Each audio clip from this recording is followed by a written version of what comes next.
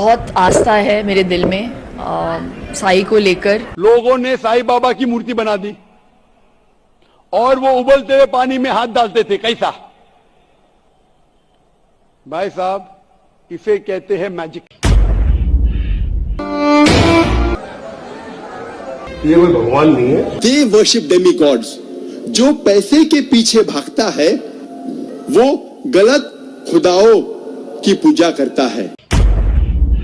वो हर जगह मेरे साथ होते हैं, हर मुश्किल की घड़ी में मेरा साथ उन्होंने दिया है। अभी पैगंबर का आने का सिलसिला बंद हो गया।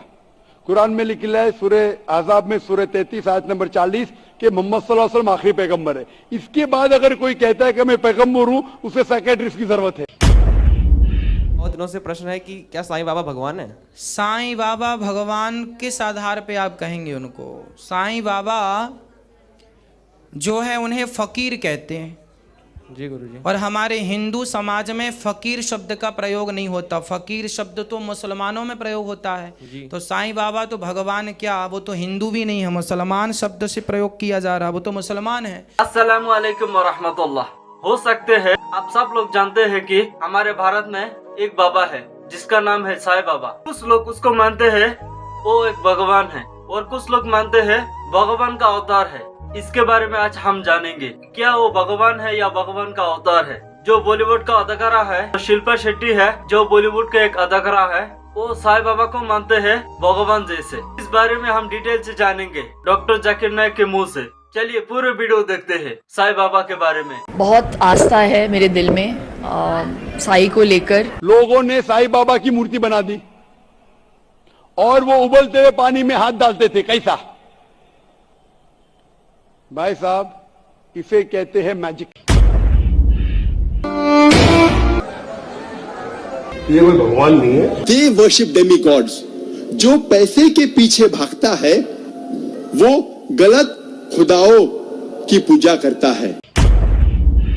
वो हर जगह मेरे साथ होते हैं, हर मुश्किल की घड़ी में मेरा साथ उन्होंने दिया है। अभी पैगंबर का आने का सिलसिला बंद हो गया।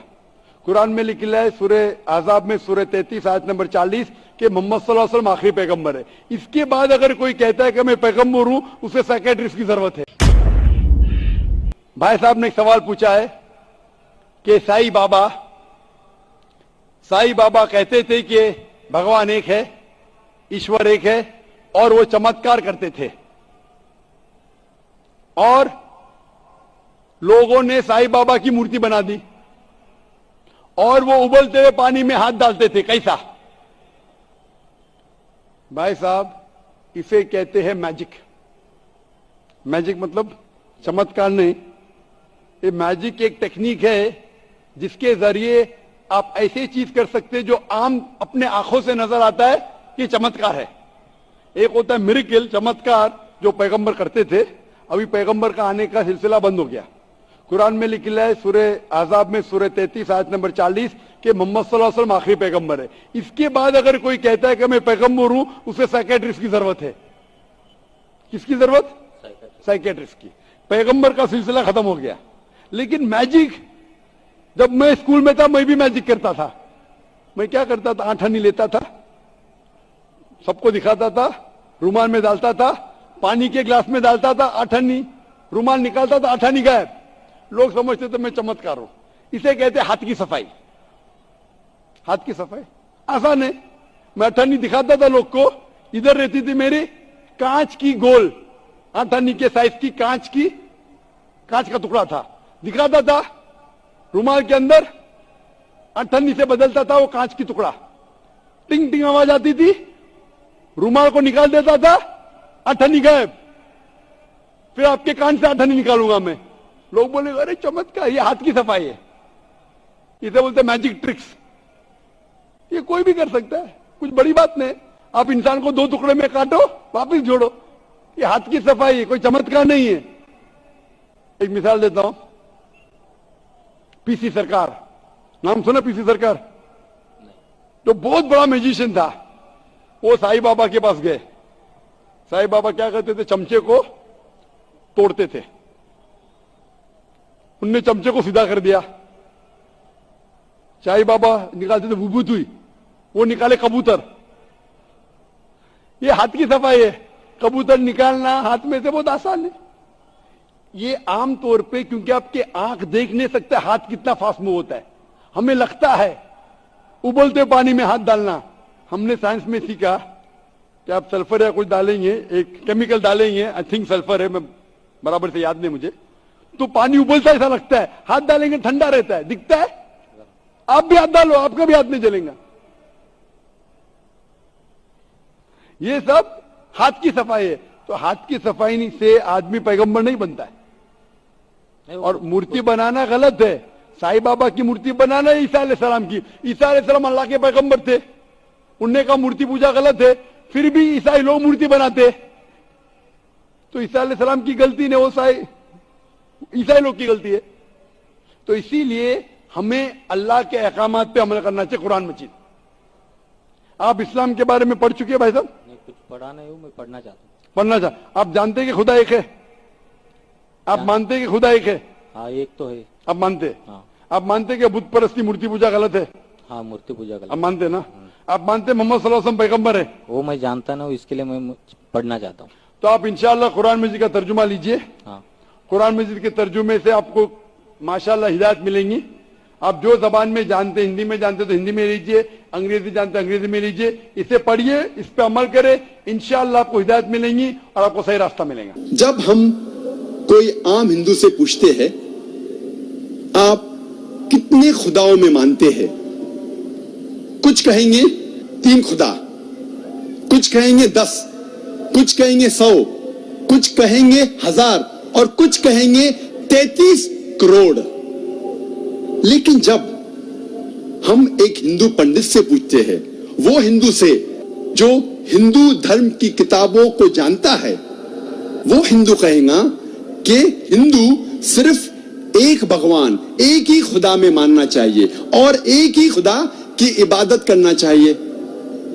लेकिन आम हिंदू एक फिलॉसफी में मानता है जिसे कहते हैं पैंथीइज्म। पैंथीइज्म की मानी आम हिंदू समझता है सब कुछ खुदा है। पेड़ खुदा है, इंसान खुदा है, सूरज खुदा है, चांद खुदा है, सांप खुदा है।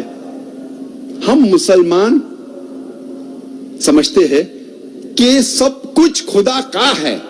पेड़ खुदा का है, इंसान खुदा का है, सूरज खुदा का है, चांद खुदा का है, सांप खुदा का है। अहम फर्क हिंदू और मुसलमान में है। आम हिंदू कहते हैं सब कुछ खुदा है, हम मुसलमान कहते हैं सब कुछ खुदा का है। सिर्फ एक अहम फर्क है का। अगर हम इस का के फर्क को मिटा लेंगे तो हिंदू और मुस्लिम एक हो जाएंगे। कैसे करना चाहिए? जिस तरीके से कुरान में लिखा हुआ है, सूरह अल इमरान में, सूरा नंबर 3 आयत नंबर 64 में, तालो इला कलमतिन सवाइम बैना बैनकुम, आओ हम उस बात की तरफ जो आप और हम में यकसा है। सबसे पहली बात है अल्लाह नाबुदा इल्लल्लाह, हम सिर्फ एक ही खुदा की इबादत करें। अब हम तस्किरा करेंगे हिंदू मजहब, हिंदू धर्म की किताबें क्या कहती है खुदा के बारे में। एक अहम किताब हिंदू मजहब की है उपनिषद। यह है उपनिषद। जब हम उपनिषद पढ़ते हैं, लिखा हुआ है छंदोग्य उपनिषद में, पाठ नंबर 6, भाग नंबर 2, श्लोका नंबर 1 में, एकम एविदित्यम, ये संस्कृत श्लोक है जिसके मानी है भगवान एक ही है, दूसरा नहीं है। लिखा हुआ है श्वेता श्वेतारोपनिषद में, पाठ नंबर 6, श्लोका नंबर 9 में, नाचस्य कसिज जनिता न चदीपा, जिसके मानी है उस भगवान, उस खुदा का कोई भी रब नहीं है। उस खुदा, उस भगवान का कोई भी वालिदैन नहीं है। ना पिता है, ना माता है, ना बाप है, ना मां है, कोई भी रखवाला नहीं है। लिखा हुआ है श्वेता श्वेतारोपनिषद में, पाठ नंबर 4 में, श्लोक नंबर 19 में, न तस्य प्रतिमा अस्ति, उस भगवान, उस खुदा की कोई भी प्रतिमा नहीं है, प्रतिमा की मानी अक्स, स्टैच्यू, स्कल्पचर, फोटोग्राफ, पेंटिंग, ये सब प्रतिमा की मानी है। उस भगवान, उस खुदा का कोई भी प्रतिमा नहीं है, ना कोई तस्वीर है, ना कोई स्कल्पचर है, ना कोई स्टैच्यू है, ना कोई बुत है, ना कोई पेंटिंग है। लिखा हुआ है भगवत गीता में, जो सबसे ज्यादा पढ़ी जाने वाली किताब है। भगवत गीता में भगवान का तस्वुर है। पाठ नंबर 7 में, श्लोका नंबर 20 में, all those whose intelligence has been stolen by material desires, they worship demigods. जो पैसे के पीछे भागता है वो गलत खुदाओं की पूजा करता है।